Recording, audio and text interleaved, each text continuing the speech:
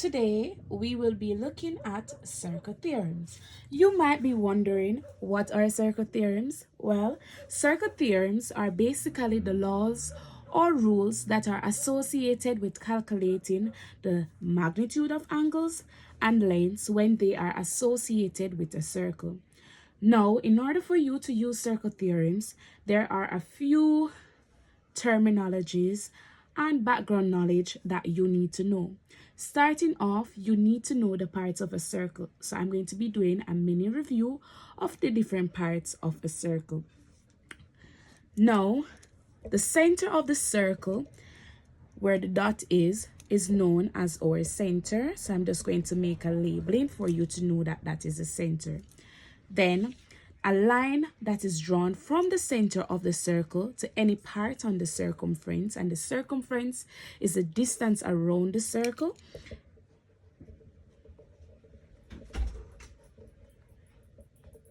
is known as our radius. I repeat, the line that is drawn from the center of the circle to any part on our circumference is known as our radius of our circle. Now, the next part of the circle that we're looking at is the diameter. And the diameter is a line that is drawn from one point on the circumference to another point on the circumference and passes through the center. So it's just a straight line, and the relationship between the diameter and the radius is that the radius is half the size of the diameter, or in other words, the diameter is twice the size of the radius. So just to put that in context, if the radius was 2 centimeters, that simply means the diameter would have been 4 centimeters. So it's just twice the size of the radius. Moving on. Now, there are other parts of the circle. But before we move on to the other circles, we're going to be looking at this circle. So we would have identified that here's the center, this is the radius, this line is the diameter, and this is the circumference. Now, when we are looking at just a small portion of the circumference of the circle, we consider that part to be called the arc. So I'm just going to be drawing for you to see the small section there, or the small portion of the circumference, and that is called the arc. You might be wondering, what about the rest of the circumference that is not shaded with the green marker?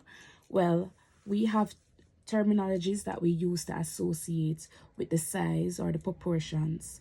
Now, in this case, this section would have been known as the minor arc because it is a smaller arc, and around here would have been known as the major arc. So if you want to be very specific what type of arc you're looking at, is it the minor or the major, you can use those terminologies. Now we are going to go to the next part of the circle, which is our segment. Okay. All right, so we're going to be looking into other parts of the circle, and we are going to start by looking at the image to the right. So as you can see, I have a line here that cuts the circle into two parts. These parts are not equal. Now, the top part that has been formed after it has been cut is known as the minor segment. The bigger part is known as the major segment. And as you know, they get the minor and the major based on their size. The line that is used to cut this circle into this part is known as the chord. Now, the difference between the chord and the diameter is that the chord does not pass through the center of the circle, but a diameter passes through the center of the circle. The next part of the circle that we'll be looking at is the sector. The sector, as you would have realized, has a similar shape to a slice of cake, a slice of pizza. Now, the sector is basically a portion of the circle that is found between two chords and an arc. So as you remember, the arc is just a small region, so you have the small region there, and the radii would be the two radius that we have here. So this is one radius, this is one radius. So in here would have been known as our sector, and this would have been our minor sector because it is the smaller portion, and out here would have been our major sector. Then finally we have two remaining parts. So the first part is going to be the tangent, and the tangent is a line that is drawn on the outside of the circle and it touches the circumference of the circle at only 1 point. Only 1 point. So this is known as our tangent. The next part is a straight line that passes through the circle. It touches the circumference at 2 points, so 1, 2, and this is known as our secant. And that's it. These are the different parts of the circle that you need to remember as we move onwards into this topic. Now, the next concepts that you need to know in regards to circles before I touch on the theorems is that we have different properties that will be coming out for both shapes such as triangles and quadrilaterals. So you already know that there are different types of quadrilaterals and there are different types of triangles, but the main ones that will be used are going to be, so for the triangle it's going to be an isosceles triangle. All right, so now I'm going to be touching on the other key concepts associated with circle theorems that are not directly theorems, but they are angle properties and shape properties that you need to know when you're dealing with the topic. So the first one that I'll be looking at is an isosceles triangle.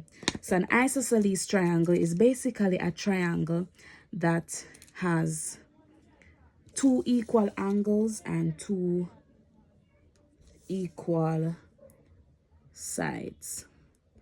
And I'm sure you know what an isosceles triangle looks like. So the lengths are going to be equal and the angles are going to also be equal. So if the length here is 5 centimeters, that means over here is going to be 5 centimeters. And if the angle here is 56 degrees, that simply means that the angle over here is going to be 56 degrees also. All right, so there's another rule associated with the triangles overall, and it is that angles in a triangle adds up to 180 degrees. So that simply means when we add all three angles, we're supposed to get 180 degrees. The next one that you should know is that angles in a quadrilateral, and you know that a quadrilateral has 4 sides and 4 angles, they add up to 360 degrees. So those are the main key points that you need to know before we dive into the different circle theorems. So now I'm going to be drawing up some circles, and then I'm going to be explaining each of the theorems individually.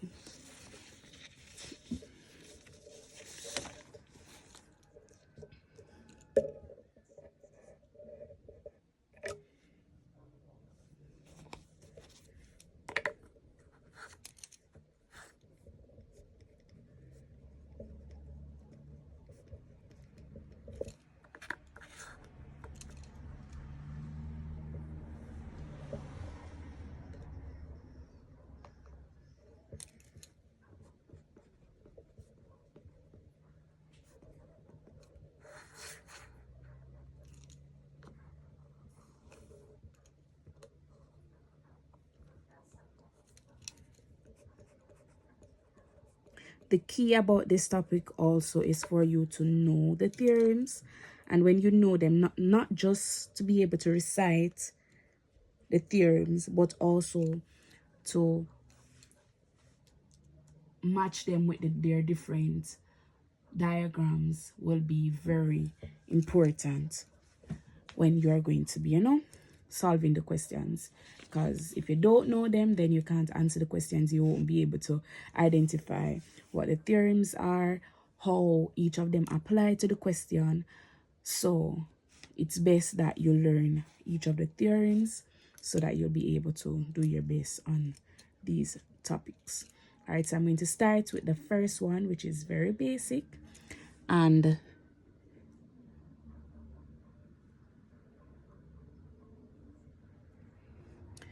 it's going to be, so I'm going to get back my center.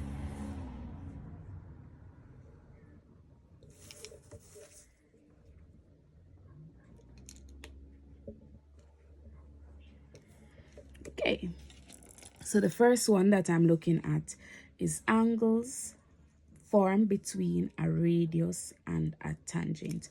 And the angles formed between a radius and a tangent, based on what you're seeing, is going to be equal to 90 degrees. So this is the radius and this is the tangent.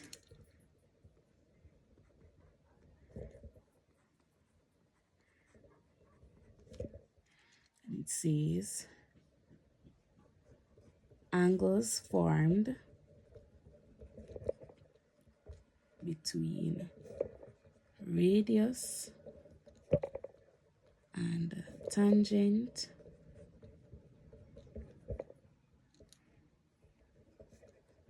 is equal to 90 degrees. Now this symbol that I have here is just to use to represent angles, so you don't need to wonder. You now learned something new. All right.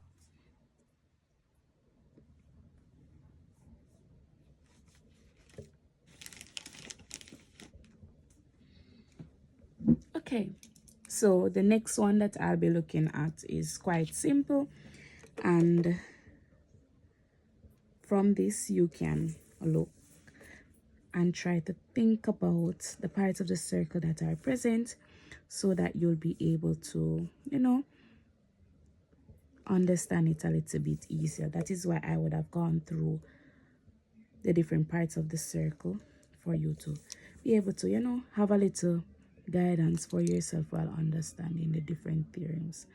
All right, so this part is known as, or segment, as you realize we have a chord here that is separating the major segment from the minor segment. So we know here is a segment, and if you don't want to use the word segment, you can also remember the chord. So this theorem states that angles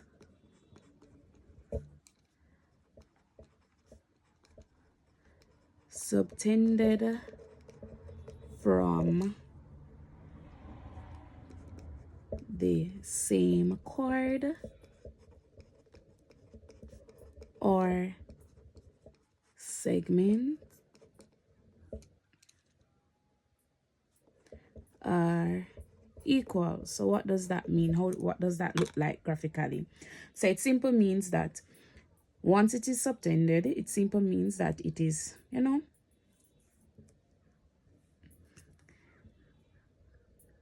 so the angle that is here is going to be equal to the angle that is here. So if here is, say, 60 degrees, that means here is going to be 60 degrees. And remember, these are not drawn to scale.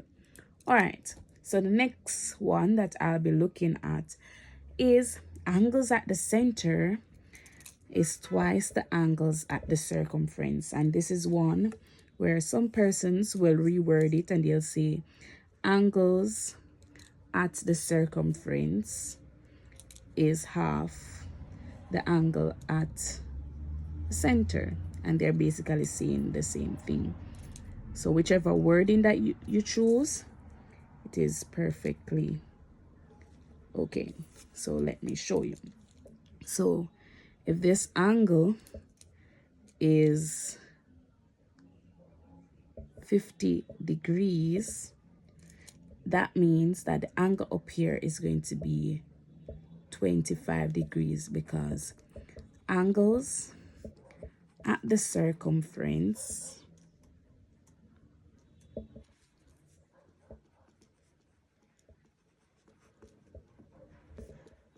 is half the angle at the center. Another way of putting that is angles at the center is twice the angle at the circumference. So whichever of these wordings you prefer, it will be okay. All right, so I'm going to dive into the other theorems. And I'm going to start by drawing some additional circles. So we did 3 theorems thus far. First one was angles formed between the tangent and the radius. They're going to be equal to 90 degrees. Angles obtained from the same chord or segment is going to be equal. And the third one that we did was angles at the center is twice the angle at the circumference. And the next one that we're going to be doing is going to be opposite angles in a cyclic quadrilateral or equal. And we already know what cyclic quadrilateral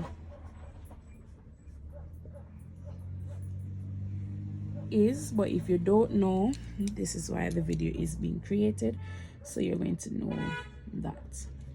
So it says opposite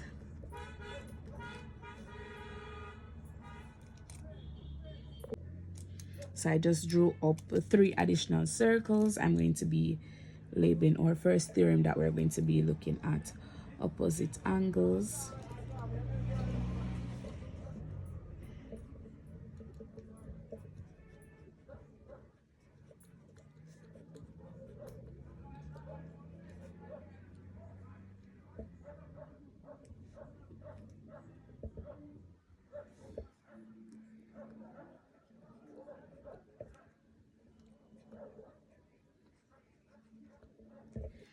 All right, so theorem 4 states opposite angles in a cyclic quadrilateral adds up to 180 degrees. Now, you're going to be wondering what is a cyclic quadrilateral, and a cyclic quadrilateral is just a quadrilateral that is inside of a circle where the 4 vertices are touching the circumference of a circle. So if you're seeing something looking like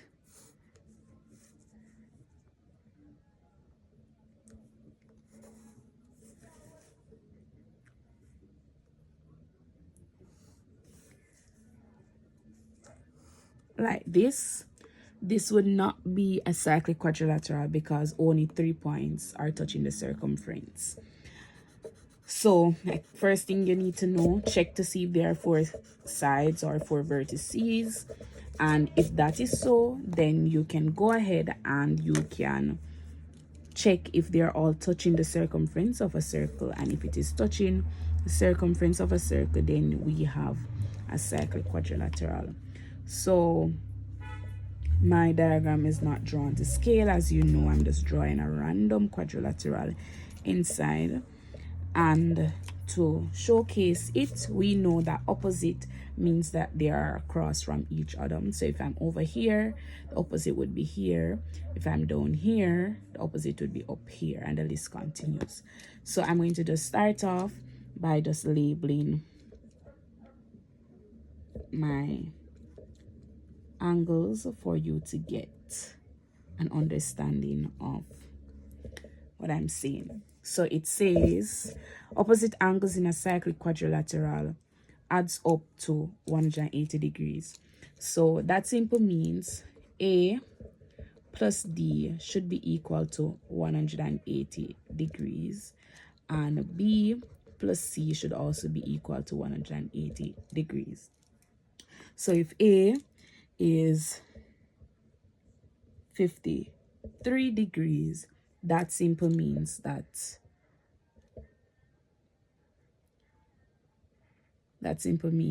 angle D is going to be 127 degrees. Not sure if you're seeing that properly, but 53 plus 127, we can check it. So 53 plus 127, 7 plus 3 is 10. You carry 1, right? The 0, 5 plus 2 plus 1 is going to give us 8, and 1 plus nothing is going to be 1. So that would have been 180 degrees, which is correct. So we would have just proven that A and D, when we add them together, we get 180 degrees. So another example is, if here is 95 degrees, that simply means that down here would have to be 85 degrees. In order for when you add them together, you're going to get 180 degrees. 95 plus 85 is 180 degrees. All right, so the next theorem that we're looking at is angles in a semicircle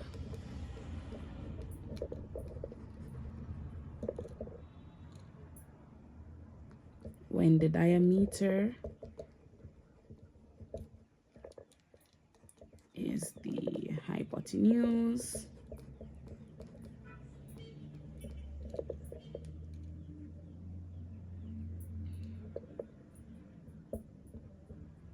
that touches the circumference is equal to 90 degrees. Now this might be a lot of wording for you. You can always rephrase it to angles in a semicircle equals 90 degrees, and you'll get it correct. But I'm just giving you all of these details so that you'll be able to vividly see what I mean. So it says a semicircle, and we know that a semicircle is basically half of a circle. So I'm going to be drawing it, and we know the line that passes through the center of the circle and touches two parts on the circumference is our diameter. So if you need to have a reminder, you can jot that down. That is the diameter. Now it says angles in a semicircle when the diameter is the hypotenuse that touches the circumference is equal to 90 degrees. So it simply means that we need to have an angle that is touching the circumference. Currently, we do not have an angle touching the circumference. And if we're going to be forming that angle, that simply means we're going to need the other vertices to be drawn. And what better way to do that than to use a triangle?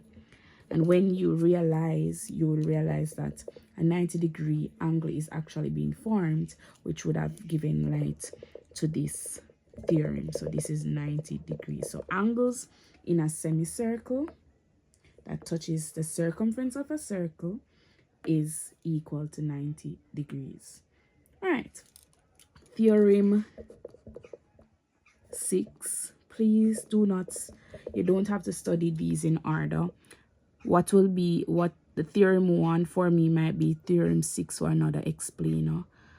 The list continues, so you just need to know the theories. Don't say theorem 1, theorem 2, theorem 3. You need to know what each theorem states.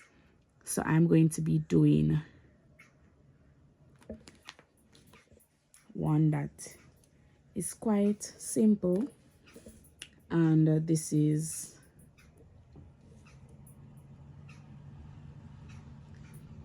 going to be covering around, I think, 2. Hopefully this is drawn properly where I can actually do the 2 with it. All right, so So as you know, this is not drawn to scale. So the first theorem that is associated here, as you can see, we have tangents being present, and they share a common point. So I'm going to start off with the basic part, which is just the length of each of these tangents. And it simply states that the length of two tangents from a given point, they're basically, once it touches the circumference and it's coming from the same point, they are equal. So I'm going to write the length of the tangents from the same point, and that's point I have here. I can label it if I want. You can. I can label it A.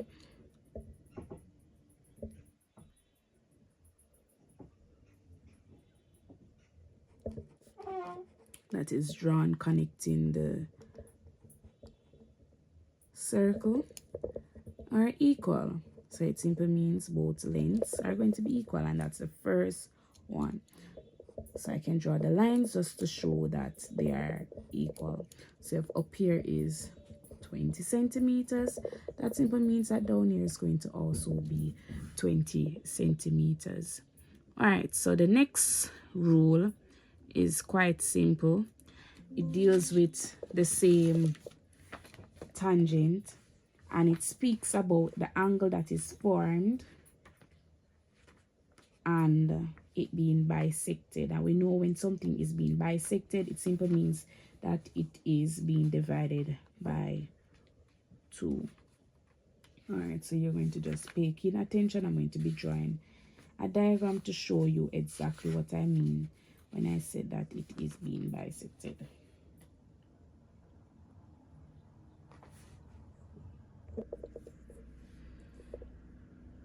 Okay, so this is my center of my circle. I'm going to use a broken line to showcase it. And this rule basically states that the line that connects the center of the circle and the external point, which I would have mentioned that it will be my point A for this video, will bisect the angle that is formed here, thus when it is formed between two tangents. So if I had, for this part, I had a 60 degrees angle. That simply means that this little portion here is going to be 30 degrees, and down here is going to be 30 degrees. 30 and 30 would give us the 60 degrees. Now, that is the basic for the tangent property. There are other aspects that you can look into for circle theorems with the tangent, where it speaks about when a radius bisects a chord, or the tangent is being included, and the list continues. Okay, so that is theorem 6, and we can say 7, 6 and 7. Let me write down this pointer for you to know. So this was the first one. The next one is that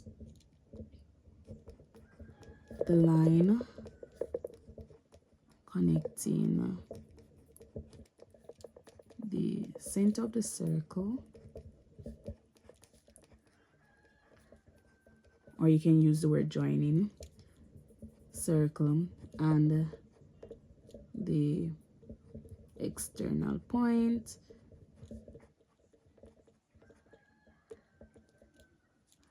bisects the angle formed between two tangents.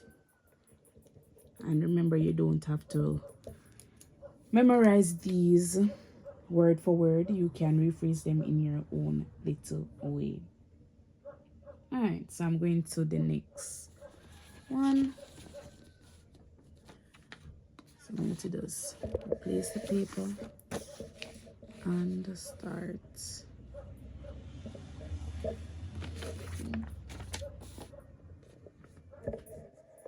I'm asking you please to pay keen attention. This is where some persons do make some errors.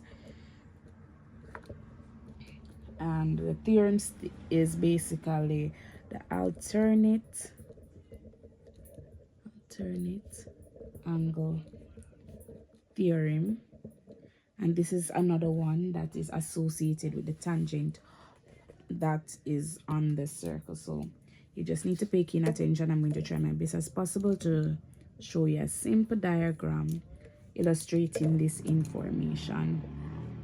All right, so I'm just going to draw and then I'm going to explain for you.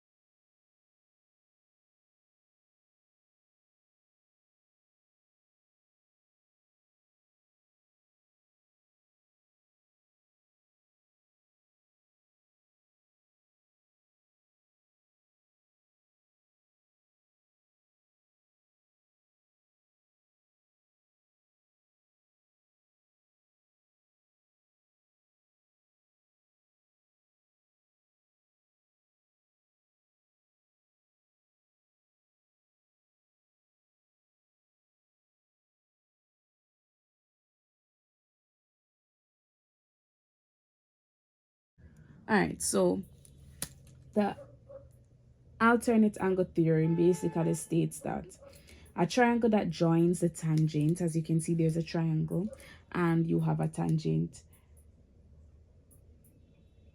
and two other points on the circumference of the circle, it creates angles that are equal. And how do you know which angles are equal? It's going to be the angle that is formed between the tangent and the chord that is going to be equal to the opposite, or the angle in the alternate segment. And you know, alternate in this case is basically opposite. So it's basically saying that the angle that is formed here is going to be equal to the angle that is formed here, and the angle that is formed here is going to be equal to the angle that is formed here.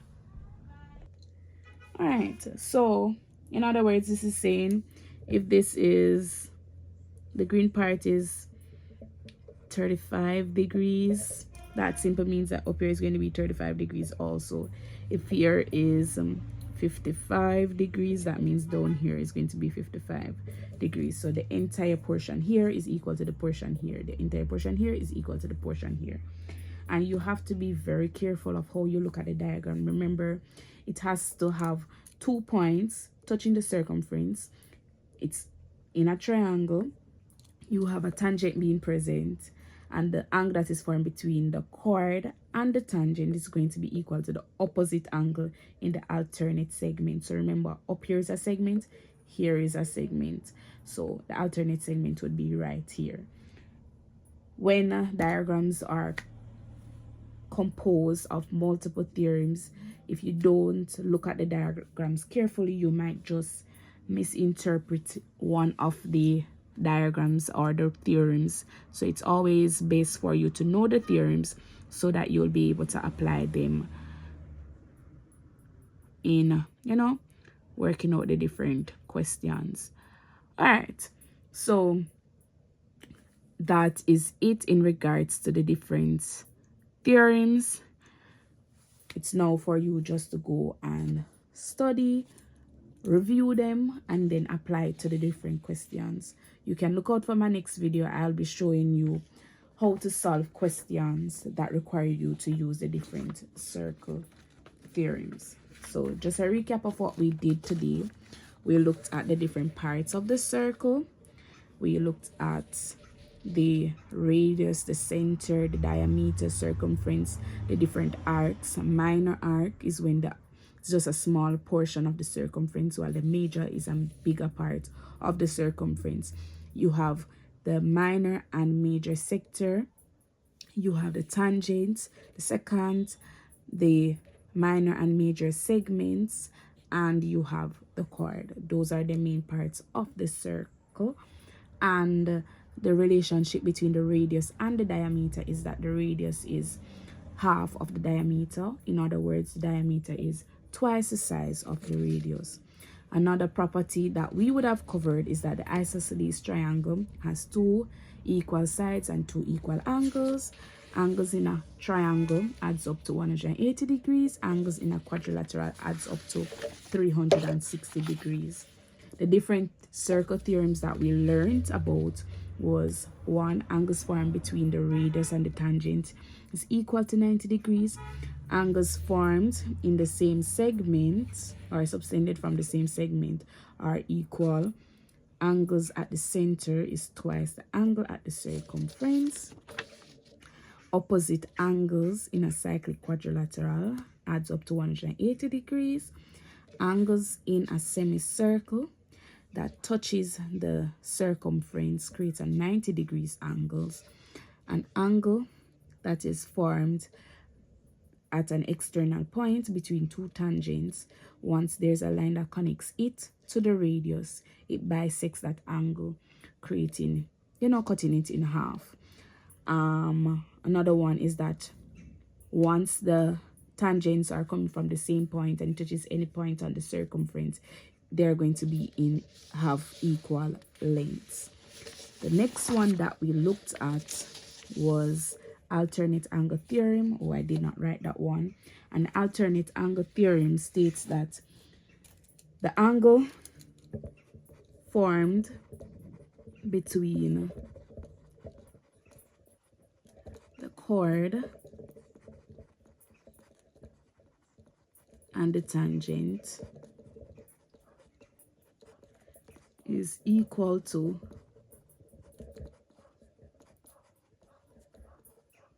the angle in the alternate segment.